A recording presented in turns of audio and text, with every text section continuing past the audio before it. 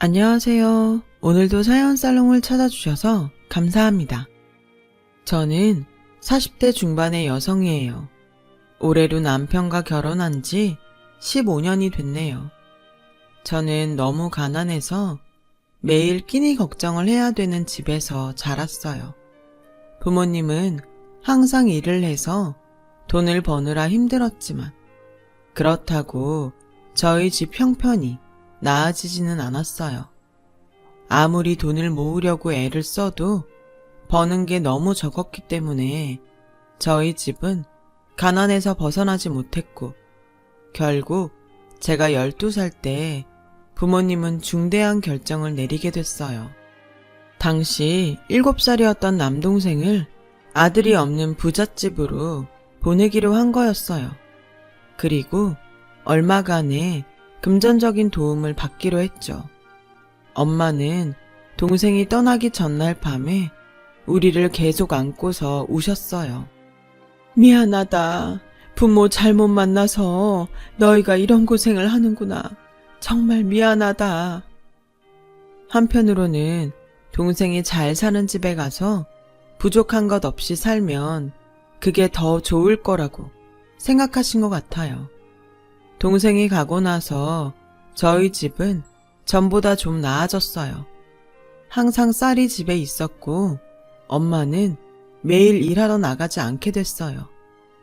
저는 가끔 동생이 보고 싶어서 어디로 갔는지 물어봤지만 부모님은 절대 알려주지 않았어요. 서로 찾지 않는다는 약속을 한 것 같더라고요. 저는 동생을 잊지 않으려고 노력했지만 학교 다니고 공부하면서 가끔 잊기도 했어요. 그럴 때는 동생한테 얼마나 미안했는지 몰라요. 언젠가는 만날 수 있을 거라는 희망을 버리지 않았죠. 하지만 제가 대학교에 들어가고 얼마 안 돼 부모님이 교통사고로 돌아가셨어요. 결국 동생이 어디로 갔는지 듣지 못했고 이제는 찾지 못할 거라는 생각이 들었죠. 그래도 동생이 어딘가에서 잘 지내고 있기를 매일 기도했어요. 저는 대학을 그만두고 동대문에 작은 가게를 얻어 옷을 팔았어요. 부모님이 빚진 게 있어서 그걸 갚고 나니 돈이 얼마 안 남았거든요. 저는 다시 어릴 때 내일은 밥을 못 먹는 게 아닐까 걱정하던 게 트라우마로 남아서 더는 돈 때문에 전전긍긍하며 살기가 싫었어요. 그래서 악착같이 돈을 벌어서 모았죠. 다행히 제가 만든 옷들이 반응이 좋아서 매출이 점점 늘어났어요. 그렇게 열심히 장사를 하면서 남편을 만나게 됐어요. 남편은 제가 있던 상가에 점포를 몇 개나 가지고 있던 임대업자였어요. 젊은 나이에 성공하다 보니 가게를 하는 사람들 사이에 이런저런 소문도 많았어요. 상가 점포뿐만 아니라 재개발 지역에 땅이 있고 건물도 있다는 말도 있었죠. 저는 남편이 제게 관심을 보일 때 거절하지 않았어요. 기왕이면 돈이 좀 있는 사람을 만나고 싶은 게 솔직한 심정이었거든요. 남편은 제가 야무지게 일 잘하는 모습이 보기 좋다고 했어요. 항상 보면 가게 문도 제일 일찍 열고 늦게 닫고 옷도 손님들이 고르기 좋게 진열도 잘 해놓더라고요. 이렇게 꼼꼼하고 확실한 사람이랑 같이 살면 참 좋겠다고 생각했거든요. 라며 제게 프로포즈를 하더라고요. 저는 너무 얼떨떨해서 근데 저는 상진 씨처럼 부자도 아니고 공부를 많이 한 것도 아니에요. 저를 좋게 봐준 건 감사하지만 나중에 저한테 실망하실지도 몰라요. 저도 대학 안 나왔어요. 어떻게든 먹고 살려고 일찍부터 일하다 보니 남들보다 빨리 돈을 좀 모은 것 뿐이에요. 저는 수인 씨 지금 모습이 좋아요. 고민이 됐어요. 주변에서는 저런 돈 많은 젊은 임대업자는 바람도 많이 피고 속 많이 썩일 거라면서 말렸죠. 저도 그 생각을 안 해본 건 아니었어요. 하지만 분명 남편을 좋아하는 마음도 컸어요. 그래서 혹시 하는 마음에 할 수 있는 대로 남편 뒷조사를 좀 해봤죠. 그랬더니 따로 만나는 여자도 없었고 금전 관계나 사업도 깔끔했어요. 저는 남편이 제 지금 모습이 좋다는 말을 믿고 결혼을 하기로 했어요. 남편도 일찍 부모님이 돌아가셔서 둘이 사이좋게 손을 잡고 식장에 들어갔죠. 결혼식을 마치고 나서 저는 남편에게 동생 이야기를 했어요. 좋은 일은 아니었지만 어차피 알아야 된다고 생각했거든요. 또 여전히 동생한테 미안한 마음이 있고 언젠가 만나게 될 거라는 희망을 버리지 않았다고 했죠. 어릴 때 그런 일이 있었다니 정말 힘들었겠네. 어린 마음에 상처가 컸겠어. 이렇게 얘기해줘서 고마워. 생각보다 더 관대하게 받아들이더라고요. 저는 그런 남편을 남들 말만 듣고 의심했던 게 미안하고 또 고마웠어요. 그래서 제 일을 계속하면서도 집안일도 소홀하지 않고 최선을 다해 남편을 위해 신경을 썼죠. 저희는 그렇게 별 문제 없이 6개월 정도를 행복하게 지냈어요. 그런데 어느 날부터인가 남편이 자꾸 생활비를 늦게 주더라고요. 원래 주기로 한 날짜에서 하루 이틀 늦어지더니 나중에는 일주일, 한 달 이렇게 밀리게 됐어요. 처음에는 저도 돈을 버니까 크게 신경 쓰지 않았지만 한 달이 지나도 생활비를 주지 않으니 더는 가만히 있을 수 없었어요. 요새 무슨 일 있어? 지난달 생활비 안 줬는데 혹시 잊어버린 거야? 아, 그랬지. 미안. 내가 깜빡했어. 이따 나가자마자 넣어줄게. 라며 그날 바로 입금을 했길래 정말 잊어버렸나 보다 했죠. 하지만 또 생활비를 늦게 주기 시작했고 나중에는 3달이 지나도 주지 않았어요. 저는 통장에 돈이 입금됐는지 확인할 때마다 가슴이 두근거리는 증상이 생겼어요. 내가 자꾸 잔소리나 하고 바가지 긁는 사람 될까봐 말 안 했는데 너무 신경이 쓰여서 말을 해야겠어. 도대체 무슨 일을 하고 다니길래 자꾸 생활비를 늦게 줘? 벌써 몇 번 늦어서 계속 입금 날짜 바꿨잖아. 그런데 이번에는 3달이야. 혹시 누가 가게세 못 내는 사람 있어? 그런 거면 나도 이해하니까 솔직히 말해봐. 정말 미안해. 당신도 돈을 벌고 그 돈으로 생활비 충분히 되겠다고 생각하니까 자꾸 잊어버리는 것 같아. 왜 내 건물 작은 거 있잖아. 거기 리모델링이 필요하대서 돈이 들어가다 보니까 그렇게 됐네. 근데 당신이 이렇게 신경 쓸 줄 몰랐어. 그런 건 얘기를 해줘야 내가 오해를 안 하지. 아무 말도 없이 생활비도 안 주니까 무슨 큰일이라도 생긴 건가 걱정했잖아. 나도 돈이 들어올 게 안 들어오니까 마음이 불안해지고. 당신 많이 불안했구나. 당신 돈도 꽤 있고 우리도 이렇게 넉넉하게 사는데 불안해하지 않았으면 좋겠어. 우리보다 더 없이 사는 사람들도 많잖아. 넉넉하긴 하지만 들어올 돈이 들어와야 적금도 제대로 넣는 데다가 들어올 돈이 안 들어오면 자꾸 불안하단 말이야. 내가 너무 없이 살아서 그런 것 같긴 한데 나도 어쩔 수가 없어. 알았어. 미안해. 내가 앞으로 밀리지 않고 잘 넣을게. 라고 저를 달랬고 그날 밀린 생활비를 다 보내주더라고요. 그렇게 몇 번 더 실랑이를 벌이고서야 남편은 제때의 생활비를 넣어줬어요. 그러던 어느 날 제가 가게에 나갔는데 건너편에 있는 친한 언니가 자기야, 자기네 B동 땡땡호 왜 팔았어? 거기 장사도 잘 되는데 거기 언니랑 나랑 친해서 자주 갔는데 그 언니가 가게 주인 바뀌었는데 너무 구두쇠라고 짜증이 이만저만 아니더라고. 그런 노른자 자리를 판 거 보면 괜찮은데 투자하나 보다. 저는 당황했지만 웃으면서 아, 그렇게 됐어요 언니. 라고 얼머부리고 저를 모르는 부동산에 가서 알아봤어요. B동 땡땡호요? 그거 판지 2주는 됐죠? 가격 잘 쳐서 받았다는데 혹시 그 가게 살려고 했어요? 그쪽 상가는 여기에 안 내놔요. 상가 1층에 있는 부동산에서 다 하니까 거기 가서 알아보세요. 저는 알겠다며 인사를 하고 서둘러 나왔어요.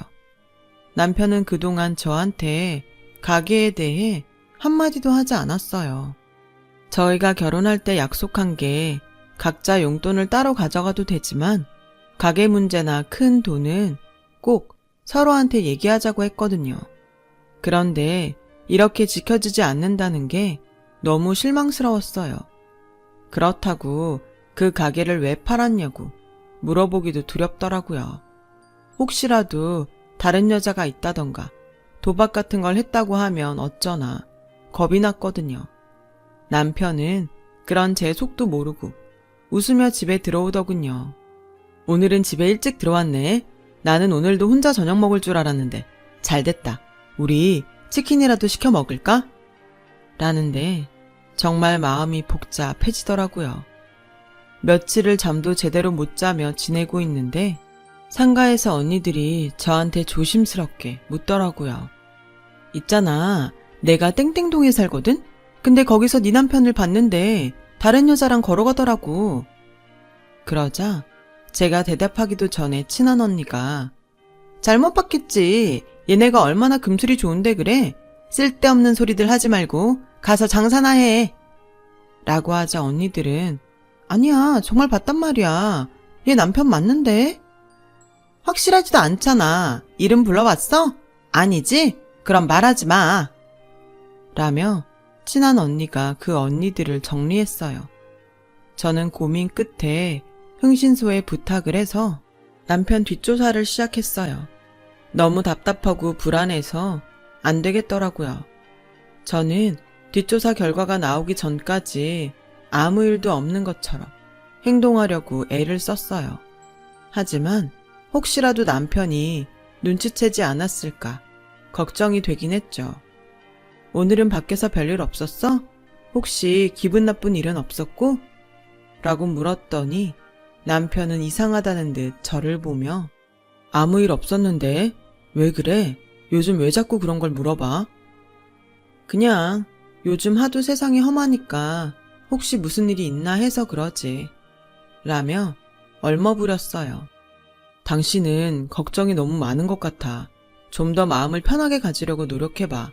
그렇게 사서 걱정하면 스트레스 쌓여서 건강에도 안 좋대. 요가 같은 게 정신 건강에도 좋다던데 그런 학원이라도 다녀봐. 라며 태평하게 얘기하는데 정말 속이 터지는 것 같았어요. 그렇게 시간이 흘렀고 드디어 흥신소 사람을 만나는 날이 됐어요. 그 사람은 저에게 몇 장의 사진을 전해줬어요. 사진 속 남편은 낯선 동네에 있는 낯선 건물로 들어가고 있었어요.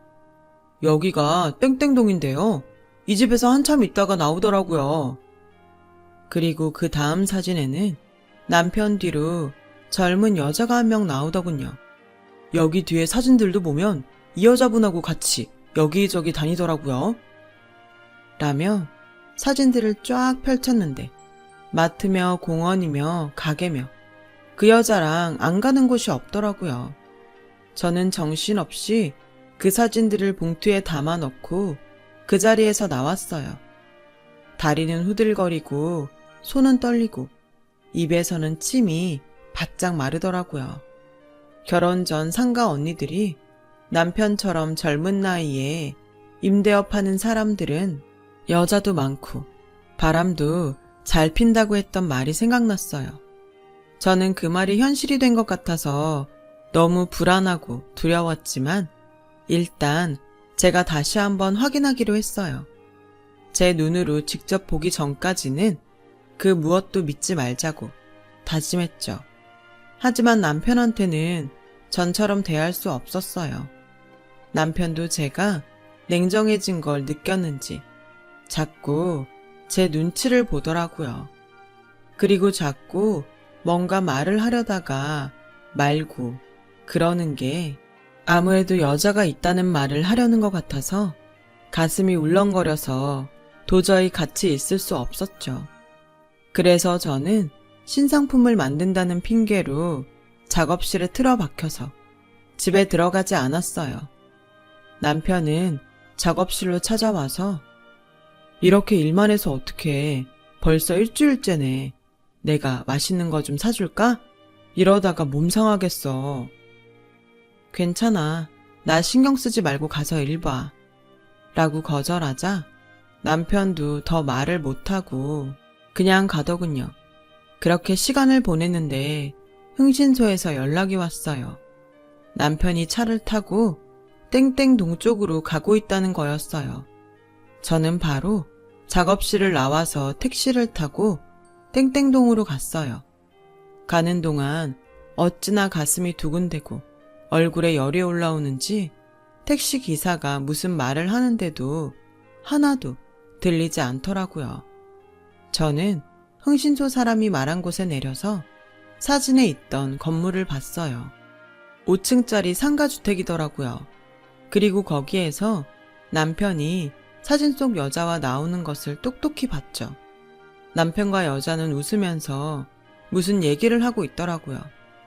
저는 혹시라도 남편이 저를 알아볼까봐 다른 건물 뒤에 단단히 숨어서 남편과 여자가 어디론가 가는 걸 계속 지켜봤어요.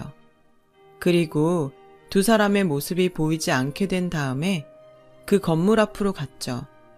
1층은 점포들 세를 주고 위에는 사무실과 방이 있는 건물이었어요. 여기서 남편이 저 여자와 산다고 생각을 하니까 말할 수 없는 배신감이 밀려왔어요. 화가 너무 나서 거기 있는 가게 물건들을 다 때려 부수고 싶은 충동이 들었지만 다 꾹 참고 일단 집으로 돌아왔어요. 그리고 방에서 혼자 통곡을 하며 울었죠. 한바탕 울고 난 저는 남편이 오기 전 세수를 싹 하고 아무 일도 없는 것처럼 행동했어요. 저는 그날 이혼하기로 마음 먹고 변호사를 선임했어요.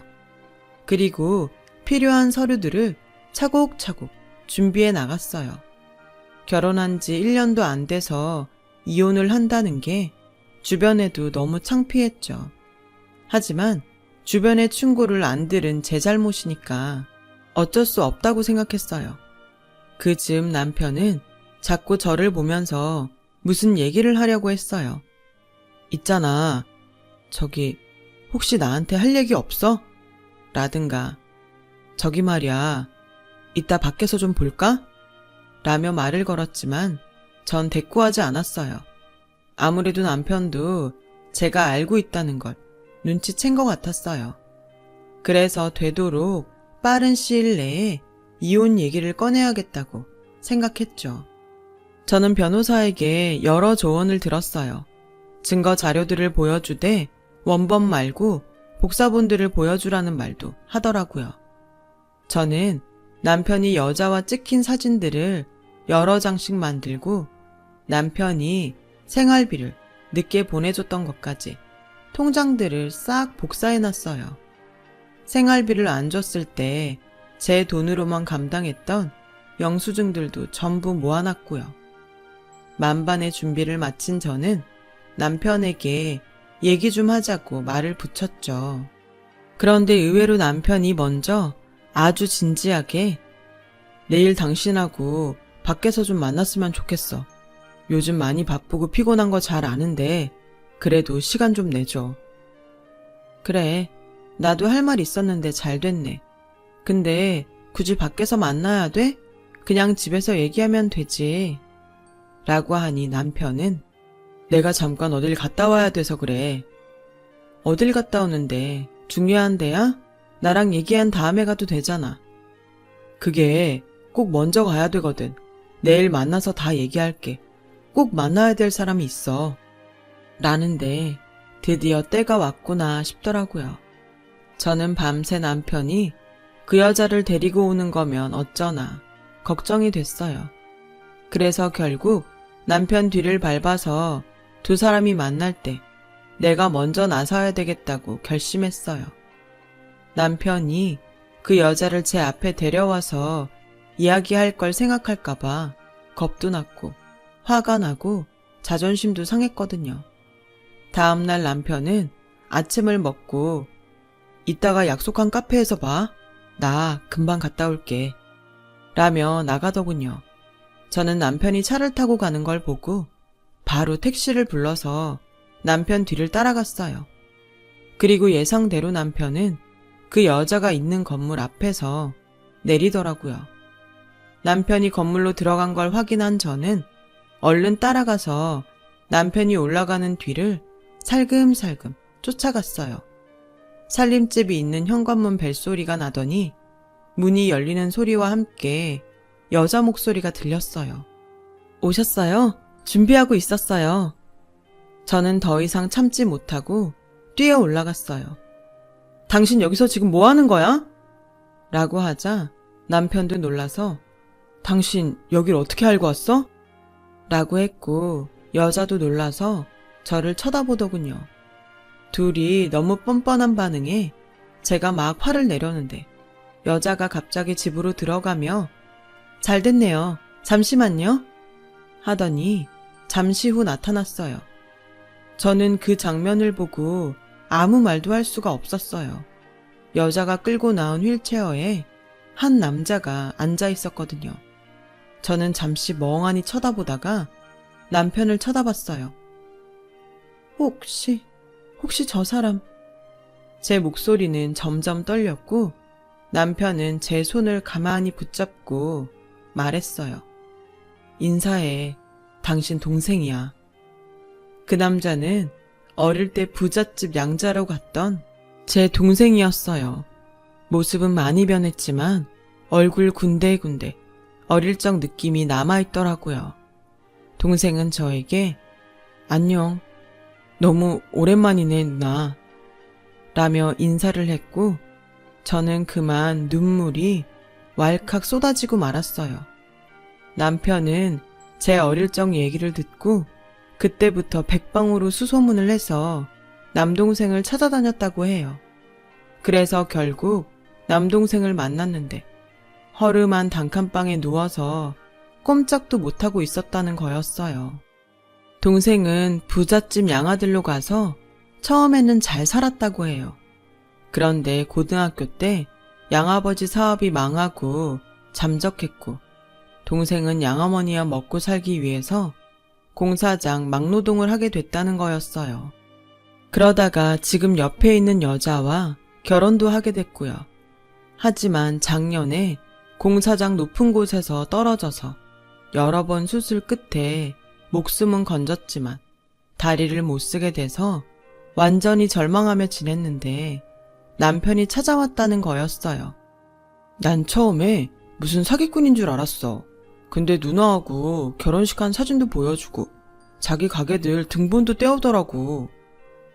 남편은 동생네가 아내의 편의점 아르바이트로 먹고 사는 걸 보고 생활비를 대주고 그 많은 빚을 다 갚아줬다는 거였어요. 얼마 전에는 여기 집을 사서 동생한테 편하게 싹 리모델링을 하고 제 올케한테 카페를 내줬는데 그러느라 생활비가 늦었고 상가도 판 거였더라고요. 동생은 눈시울을 붉히며 어릴 때 그 집으로 보낸 게 날 버린 거라고 생각해서 누나만 부모님 사랑을 독차지하고 사는 것 같아서 화도 났었어. 내가 만약 그 집에 가지 않았으면 이렇게 다칠 일도 없었을 것 같았거든. 라며 울먹였어요.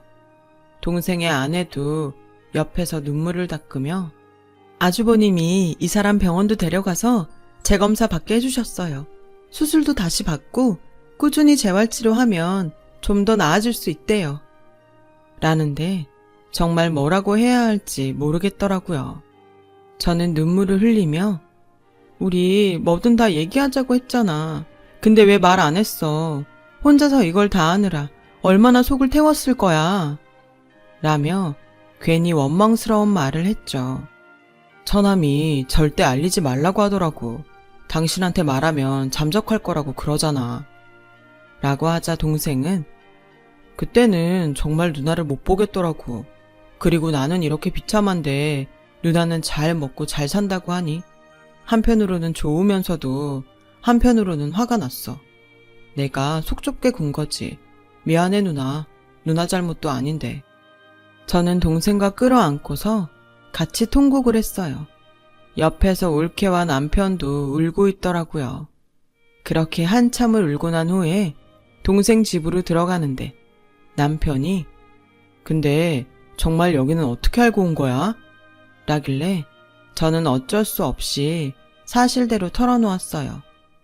제 얘기를 다 들은 남편은 웃으면서 안 그래도 내가 여기서 상가 사람을 만났거든. 혹시나 당신 귀에 들어가지 않았을까 당신한테 물어봐도 대답도 안 하고 요즘 계속 기분도 안 좋아 보여서 걱정이 되긴 했어. 라길래 저는 내가 그렇게 의심했다는데 화도 안 나? 의심할 만한 상황이긴 했잖아. 동생은 정말 저를 다시 볼 생각이 없었대요. 하지만 남편이 계속 찾아와서 저도 어쩔 수 없는 상황이었다는 걸 계속 설명을 했고 그러면서 동생 처지를 돌봐주자 마음이 풀렸다고 하더군요. 누나가 진짜 남편 하나는 잘 만난 것 같아. 라고 하는데 정말 미안한 마음에 어쩔 줄을 모르겠더라고요. 남편한테 계속 미안하다고 그리고 고맙다고 했고 남편은 괜찮다며 자기도 말 못해서 미안하다고 저를 토닥여줬어요. 그렇게 저와 남편의 사이의 오해는 풀리게 되었죠. 동생은 수술을 받게 됐어요. 저는 동생이 제 수술을 하는 동안 수술실 앞에서 지키고 있었어요. 동생은 무사히 수술을 마쳤고 재활치료에 들어갔어요. 올케가 카페 일로 바쁠 때는 제가 동생을 데리고 병원에 다녔고요. 그렇게 몇 년간 노력했더니 동생은 일어나서 걸을 수 있게 됐어요.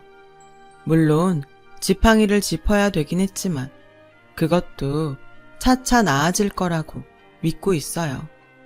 그렇게 저는 남편 덕분에 어릴 때 헤어졌던 동생과 다시 만났고 지금은 두 집이 서로 오가며 행복하게 살고 있답니다. 저와 남편 사이에는 아들, 딸, 남매도 생겼고요. 동생도 딸을 낳았어요. 정말 예전에 고생했던 걸 생각하면 요즘은 매일이 꿈만 같아요. 동생은 온라인 쇼핑몰을 만들어 직원을 두고 제가 만드는 옷들을 판매하고 있어요. 저도 더 제대로 하고 싶어서 애들을 키우면서 의상 공부도 틈틈이 하는 중이에요. 나이가 많지만 앞으로를 위해서 더 많이 배워야죠. 인생이란 게 그 자체가 참 영화인 것 같아요. 지금까지 제 이야기를 들어주셔서 너무 감사합니다. 모든 분들 좋은 일만 있었으면 좋겠어요. 그럼 늘 행복하고 건강하세요. 여러분, 사연 댓글에 응원과 현명한 조언 부탁드려요. 좋아요와 구독은 저에게 큰 힘이 됩니다. 오늘도 좋은 일 가득하세요.